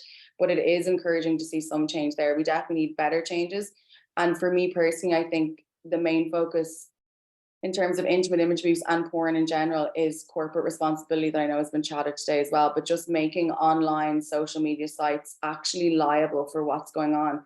Like, for example, Claire saying that, you know, there's images and videos available on Twitter. I've seen them on TikTok. I've seen really rough images and videos come up, and I swipe past them because I obviously have no interest. But there's younger people on that might be curious and might start going down a rabbit hole. And we know what all the algorithms are like. So if someone clicks on a sexually explicit video on TikTok, that's all they're going to be shown pretty much every single day. So I think definitely legislation is needed in terms of corporate responsibility. Personally, I'm looking at an anti-trolling legislation. I really want that to come in, but it does intertwine with what we're talking about today, because it just puts liability back on the sites, back on the companies who have millions to deal with all the lawsuits anyway, let's be honest. So I really think that's the shift that we need next, and it will get us to a place where hopefully we'll be living in a time where children can't access this at an early age, or that, you know, if someone has a video made without their consent, that it can't even really get shared or uploaded to sites like this. There has to be a wall somewhere or a piece of legislation somewhere that's going to block it every step of the way. But yeah, I think overall it is encouraging, and everyone's talks today have just been so amazing to hear all the work that everybody's doing. I think that's all we can do, is just continue working together. And we've done a lot so far. And a huge thanks to Women's Aid in particular, because I've even seen this morning that the report that you guys published, it's pretty much everywhere. It's really been picked up by the media today. And I think that's all we can do, is just keep the conversation going. And thanks very much to you, Ali, for, you know, having gone through that really horrendous experience, to have actually picked yourself up and said, I'm going to do something about this, this isn't okay, and to really get the bit between your teeth and go for it, because that change is really important. And of course, as we know so well, one change leads to another change and then another one. So thank you so much for sharing that with us this morning. And I am now actually going to move us on to the Q&A part of our webinar today. The panelists who have spoken here live, but also Sarah, are still with us, and I have been getting in some questions which I think have come in through the Q&A on the Zoom, and I'm getting them through WhatsApp. So if I'm flicking down to my phone, you'll understand why that is. I am actually going to start off. I have a question for Richard. Richard, how difficult is it for someone who has overly consumed pornography to detox and to go on then subsequently to enjoy intimacy with their partner? Yeah, no, that's a very good question. And what you have there in psychology is called a positive feedback loop. The thing that they use to make themselves feel better is the thing that spirals their life into chaos. And so what you're talking about there is about you have to break that cycle. You have to break the connection between dopamine and the visual image. And so it's tricky. There's no doubt about it. It's like you have to almost, like cold turkey, you have to pull yourself away from it and start to reconnect with people again and start to build your intimacy in a different way. And I think fundamentally there needs to be a paradigm shift, that you need to understand that this stuff isn't exciting. I work a lot with addicts, let's say, and a lot of the time an addict will get really excited about the idea of getting high. It's not actually getting high, it's the idea of it. And so you have to get in there and break the idea of the pornography as being something, this incredible fantasy and this world. You have to break that little paradigm shift, that this is something really desirable. And the more you push and move towards intimacy and away from this online, virtual kind of fantasy world, you'll start to get that dopamine kick from intimacy, from normal intimacy. Now that takes a bit of distance from pornography. So you have to get distance from it, and then you have to start reconnecting your life. And I would say, if you're looking at a trajectory, these things aren't definites, but you'd be looking at about a 3-month cycle there where you're trying to break away from pornography, you're trying to break away from consuming it, and then re-engaging with normative intimacy. But it's absolutely possible. Thank you very much. That's encouraging, actually, Richard. Even if it take a little bit of time, it's clearly something that's very important for young men to think about and to actually start doing. I'll move on to another question. I have actually a question for Sarah. Sarah, what can the government do here to challenge the porn industry?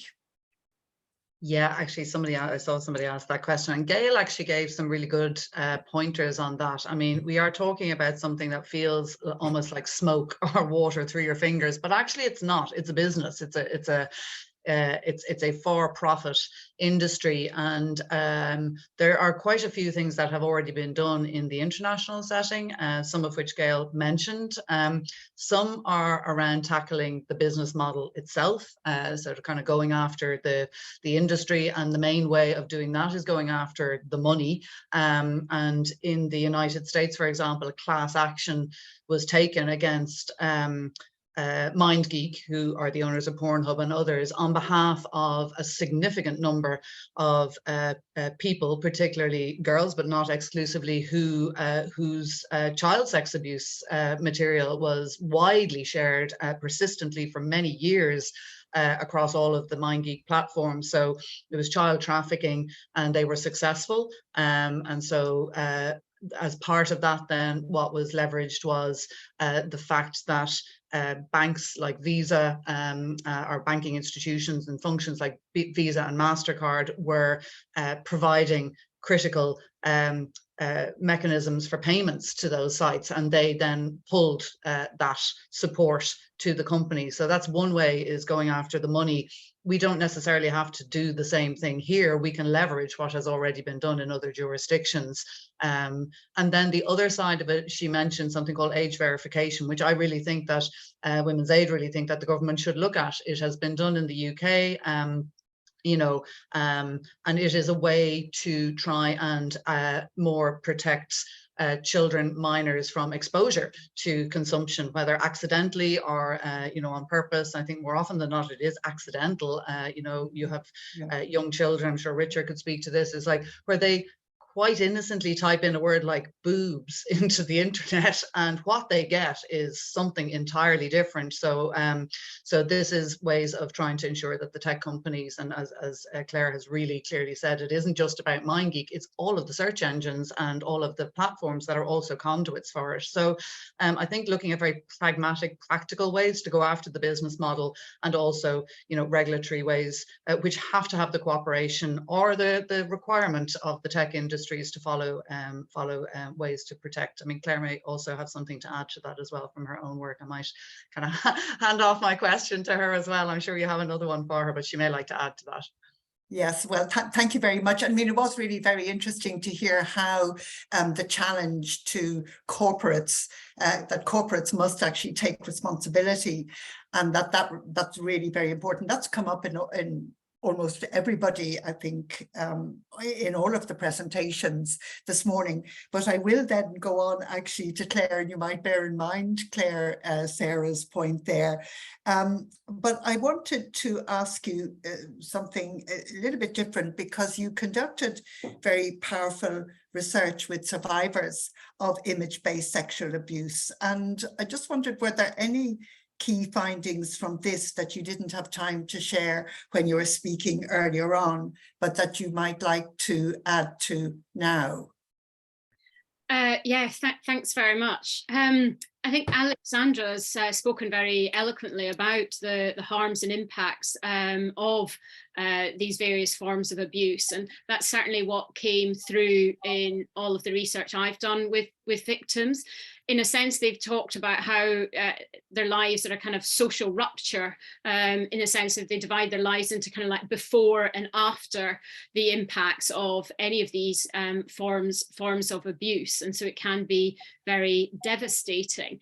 I think what's also interesting and important, and Alexandra also brings this up, is that for many, we can't separate their experiences into, say, just the trolling or just the harassment or just the taking of images. You know, it's all part of a package that predominantly women experience. And I think that's a really important point about taking forward in terms of how we regulate it and how we then campaign around it. It's not these kind of discrete, just the distribution or just the taking of images. I think that, I guess the final point I guess I'd raise is the kind of sense of isolation that many victims feel, because they withdraw from social media, often they withdraw from society, and they're isolated by family and friends, and that's when it can get so difficult and challenging to reach out. Hence why it's really good to hear about the hotlines and the other support that's growing out there and being offered to survivors. Yes, well, thank you very much, Claire. That's actually very useful. And I think, you know, really that provision of support for those women and girls very often who are feeling that isolation. I mean, that to me is so sad. I mean, it's that vulnerability in that situation, which is so intense, and we mustn't ever forget that provision, that reaching out really, really, really does matter. I'm going to actually ask Ali something which I think is not unrelated to that actually, because Ali, I was just wondering what you would say to, you know, any young woman who is currently sorry, I've just lost my question there. Here, I had it a minute ago. Who's currently feeling pressure to share images, and indeed come to that to any young man who is thinking of doing so. You did touch on that a little bit, but I'm particularly interested in what you might actually say to a young woman. Yeah, I think it's really important, and we chatted about this recently, a few of us in Women's Aid, about just how much pressure young people are under at the moment, not just in terms of images and pictures, but in general. You know, like there's lots of conversations about things that are going on at teenage discos at the moment, for example, trends that are happening where girls are being forced to do sexual acts as well. I think the most important thing is that young girls in particular understand that it's okay to say no, and the things they're being asked are not okay. And I think that's what's very blurry at the moment, because everything is so hypersexualized on the internet. I don't know if girls understand that it's okay to say no, and they don't have to do it because everyone apparently is doing it, or they've seen it in a porno that, you know, like anal sex, for example, like that would be something that definitely younger boys would try to bring up quite early, and girls obviously would naturally not want to do that. But I think they think it's normal, and they don't really understand that it's okay to say no to that. So that would be probably the main thing for me. Like I said, if people want to share photos and stuff, I'm like, fire away. I don't like putting any responsibility on the girls to be like, don't ever share a sexy photo with your boyfriend, because if you want to do that, you want to do that. But I definitely think there needs to be a stronger understanding amongst younger people that it's okay to say no, because I worry that it's uncool at the moment maybe to be saying no to certain things, especially because of Snapchat. Actually, that was the first online platform that made photos disappear. So there's this trust in it that you can send photos to each other, but they're getting screenshot, and that's the same on other platforms. But that really started unsolicited dick pics. I mean, when I had a Snapchat, I think I got like 100 of them sent to me, because when Snapchat first started, anyone could follow you. So just imagine a 13-year-old girl had set up her account. I'm sure she would have got the same. So I think it's denormalizing how normal that is, making it more stark that it's not normal. And I just think that really bogs down to education. And as I've said previously, campaigns going on TikTok, you know, going on the apps that national media campaigns normally aren't on. That's where younger people are watching it. You know, I think that's really important.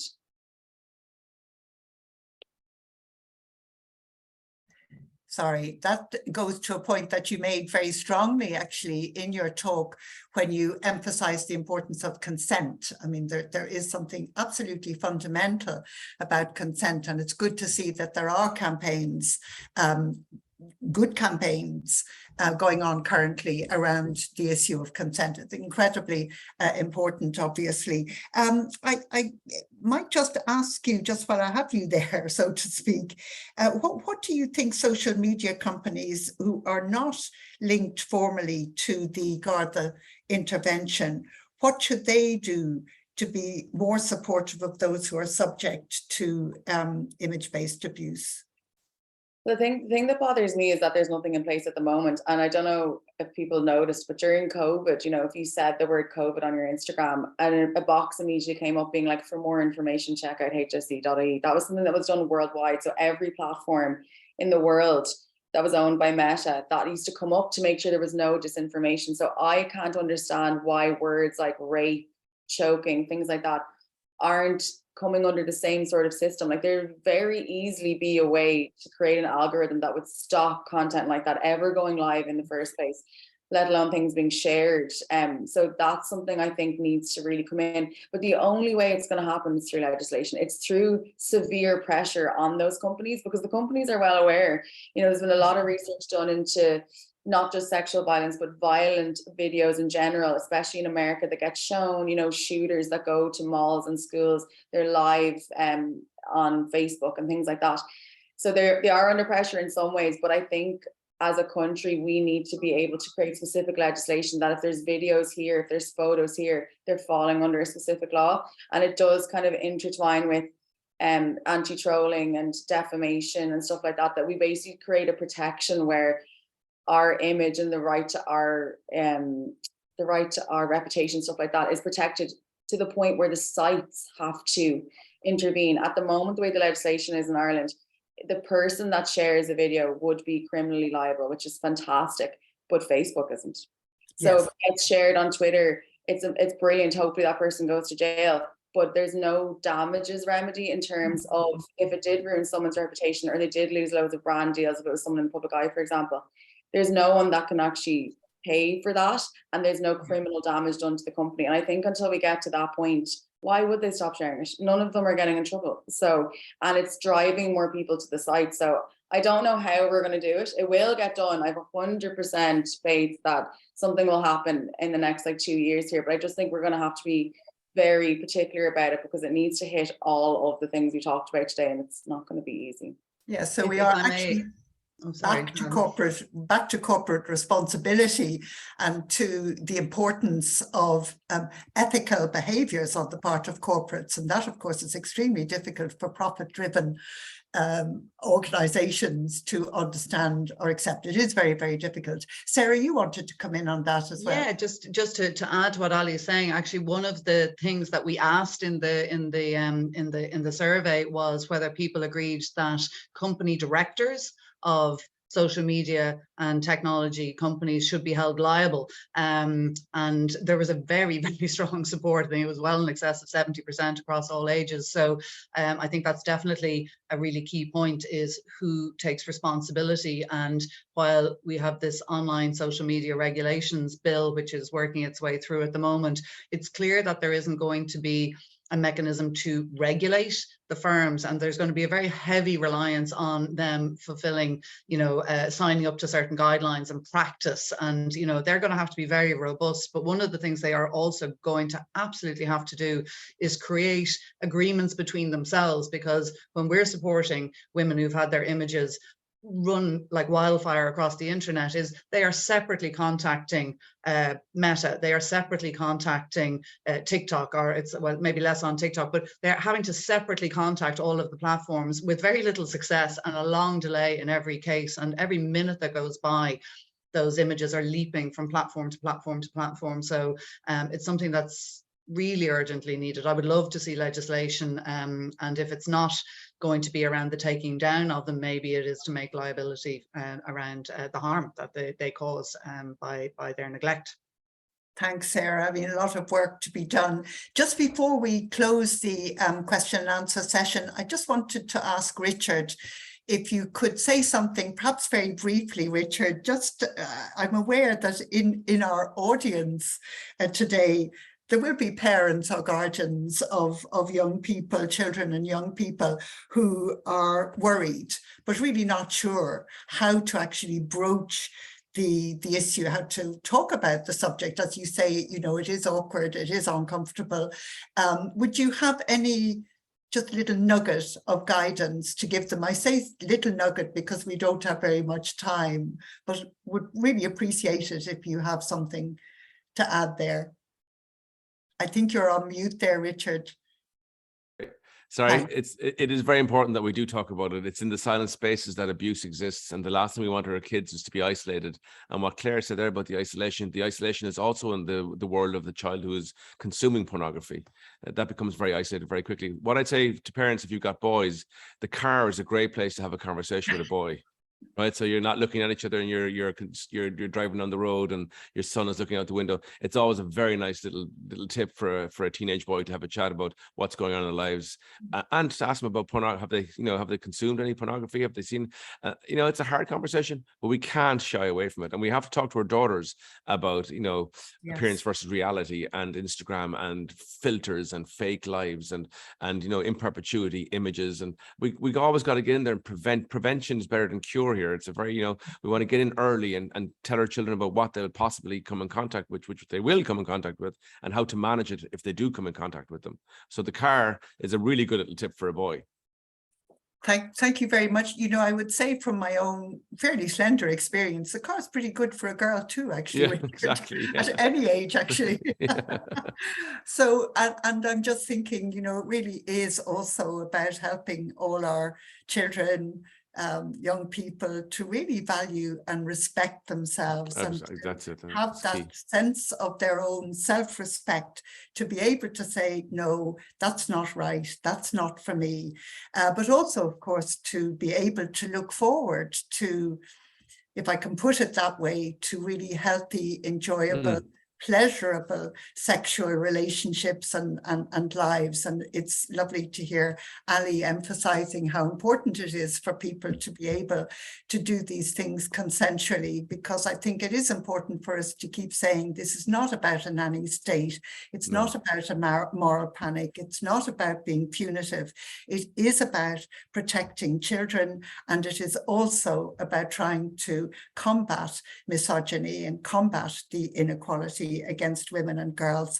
Well, it's my duty now, I suppose, to bring this to a close. I don't really want to, because I think there is so much else that we could be talking about and indeed should be talking about. On the other hand, it's brilliant to know that this conversation has been aired so comprehensively and so generously this morning, so frankly and openly, and that this really is about starting a conversation about pornography. I thought all of the presentations were really thought-provoking, often very disturbing, but also absolutely illuminating and encouraging us to have the kind of information that we need to have to combat these ills.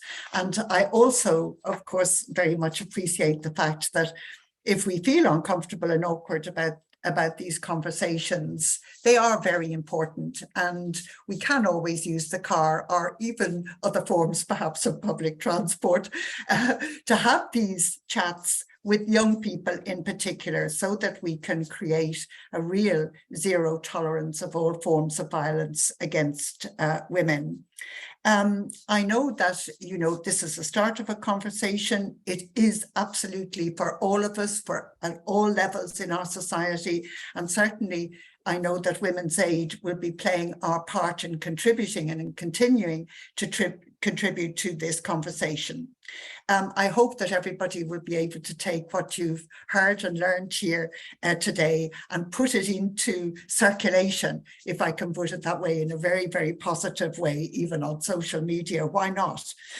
We have recorded the conversation, and we will share that with you shortly, as well as a copy of the report which was published today.